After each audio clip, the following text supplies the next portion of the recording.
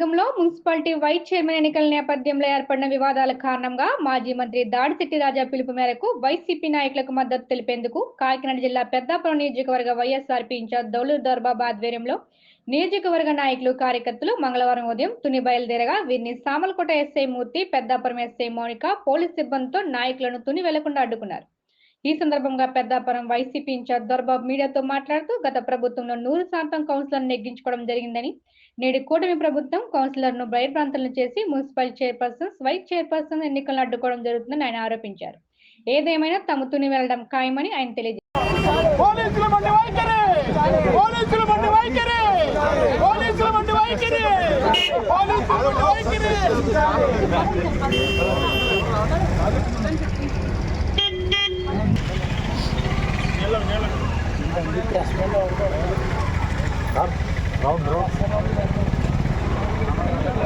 కాకినాడ జిల్లా అధ్యక్షుడు దాడిశెట్టి రాజా గారి పిలుపు మేరకు ఈరోజు పెద్దాపురం నియోజకవర్గంలో నాయకులు, కార్యకర్తలు చలో తుని కార్యక్రమానికి పిలిచిన సందర్భంగా ఈరోజు పోలీసులు మమ్మల్ని అడ్డుకుని ఈరోజు హౌస్ అరెస్ట్ చేయడం జరిగింది.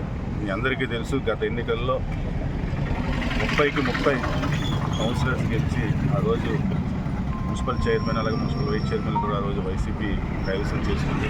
కానీ ఈరోజు తెలుగుదేశం పార్టీ అధికారంలోకి వచ్చిన తర్వాత మరలా ఈ రెడ్ బుక్ రాజ్యాంగం అవ్వచ్చు, అలాగే ఈ కౌన్సిలర్స్ని అందరినీ కూడా ప్రలోభ పెట్టి, అలాగే ఈ అధికారంతో వాళ్ళందరినీ కూడా భయభ్రాంతులు చేసి ఈరోజు మున్సిపల్ చైర్మన్ ఎన్నికను కూడా ఈరోజు అడ్డుకోవడం జరుగుతుంది.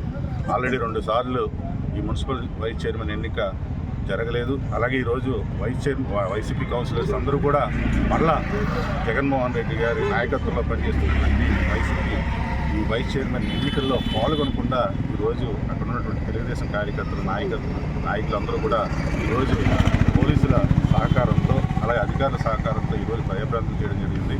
వాళ్ళకి మద్దతుగా ఈరోజు జిల్లా వ్యాప్తంగా కార్యకర్తలు, నాయకులందరూ కూడా ఈరోజు అడ్డుకుని ఎట్లాగైనా సరే అక్కడ వైసీపీని పక్కకు పెట్టి ఒక్క సీటు కూడా గెలవకపోయినా సరే ఈరోజు వైస్ చైర్మన్ సీటు కోసం ప్రయత్నం చేస్తున్నారు. ఇది చాలా సిగ్గుచేటు, ప్రజలందరూ కూడా గమనిస్తూ ఉన్నారు. కాబట్టి తప్పకుండా ఈరోజు ఎన్నిక జరిగితే తప్పకుండా మా వైసీపీ మళ్ళా కైవసం చేసుకుంటుంది. కానీ అటువంటి పరిస్థితులు రాకుండా ఈరోజు ఎన్నో ప్రయత్నాలు చేస్తున్నటువంటి తెలుగుదేశం పార్టీ అలాగే కూటమి ప్రభుత్వానికి ప్రజలు తొందరలో గుణపాఠం చెప్తారని తెలియజేసుకుంటూ ఈరోజు దాడిశెట్టి రాజా గారి సంఘీభావంగా మేము మరలా ఎట్టి పరిస్థితుల్లో కూడా ఈరోజు తుని చేరుకుంటాం.